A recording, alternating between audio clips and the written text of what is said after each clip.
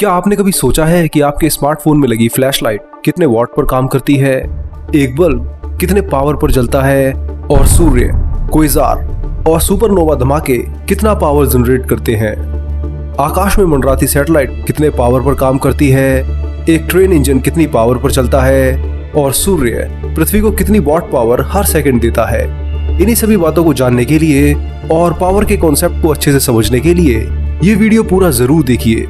इस वीडियो में मैं पहली बार आप लोगों को पावर, जिसे वाट्स में नापा जाता है, उसकी कंपैरिजन एक छोटे से स्केल से लेकर के समूचे ब्रह्मांड से करूंगा। यहाँ पर ह्यूमन स्केल पर आप पहली बार पृथ्वी पर बनी मानव मशीनों की पावर को ब्रह्मांड की शक्तिशाली मशीनों से कंपेयर कर पाओगे।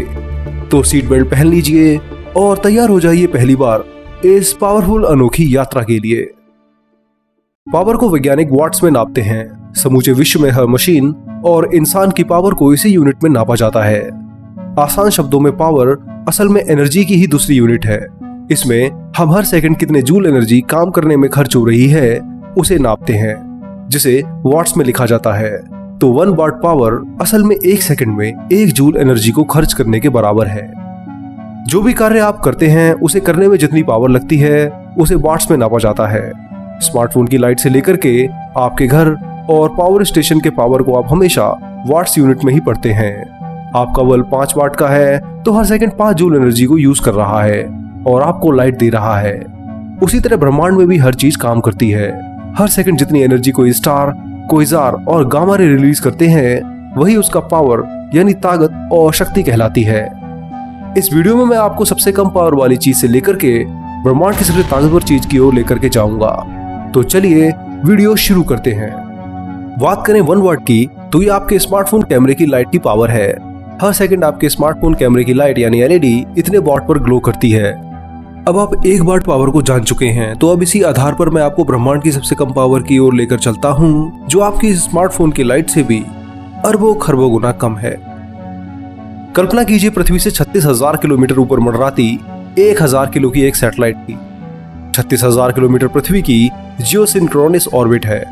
इस ऊंचाई पर ऑर्बिट करती हमारी सैटेलाइट जो ग्रेविटेशनल वेव्स रिलीज करती है, यानी सैटेलाइट के मास के कारण जो ग्रेविटी की तरंगे हमें महसूस होती हैं, उनकी पावर ब्रह्मांड में सबसे कम है।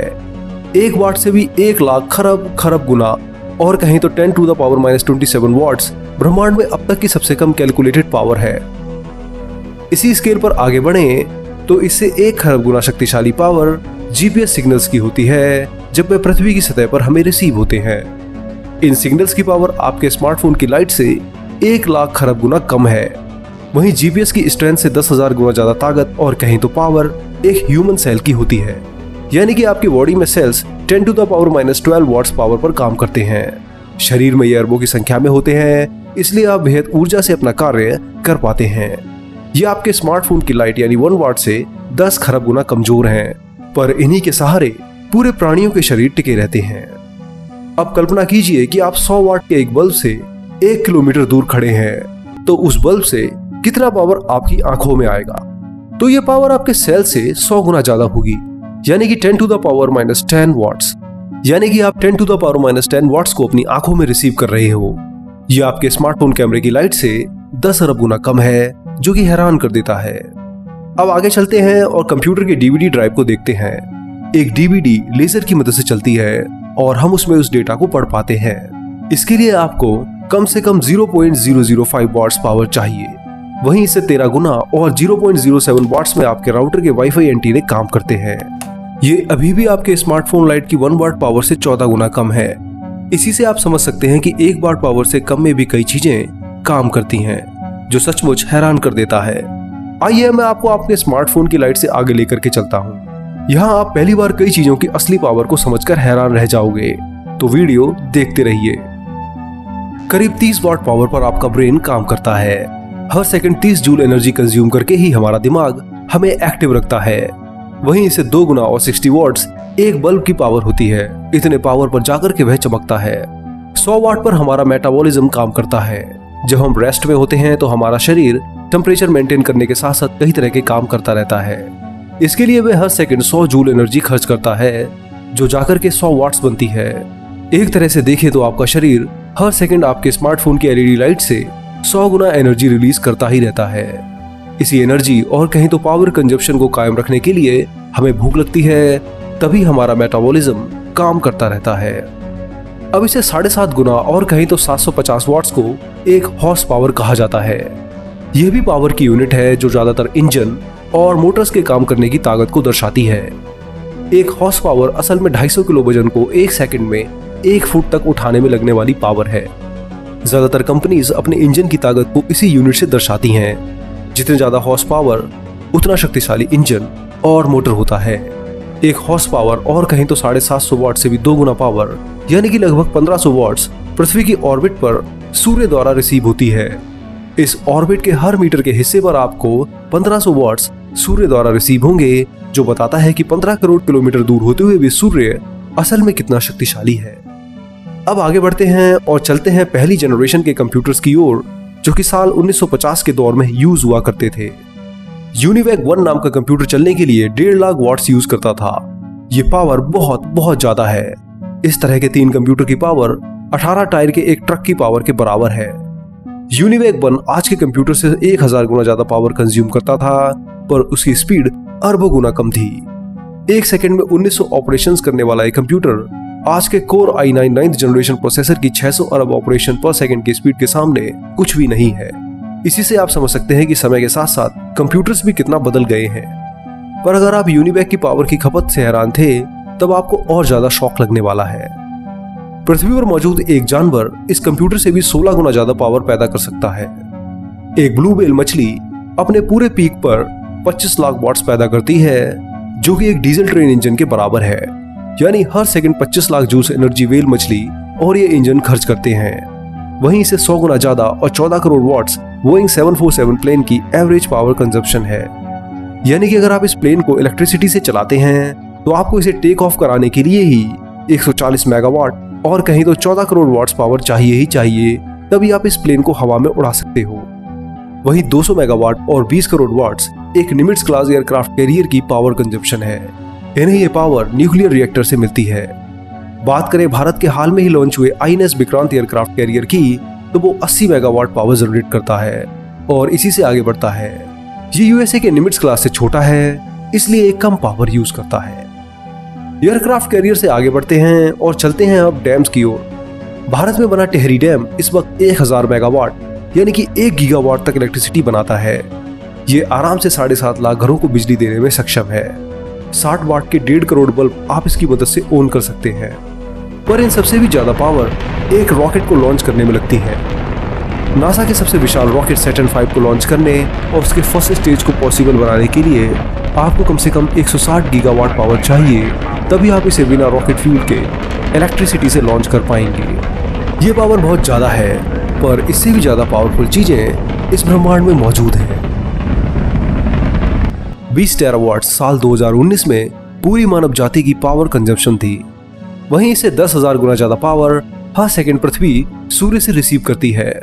15 करोड़ किलोमीटर दूर सूर्य 12,742 किलोमीटर डायमीटर की पृथ्वी को केवल अपनी 0.00000045% पावर ही देता है।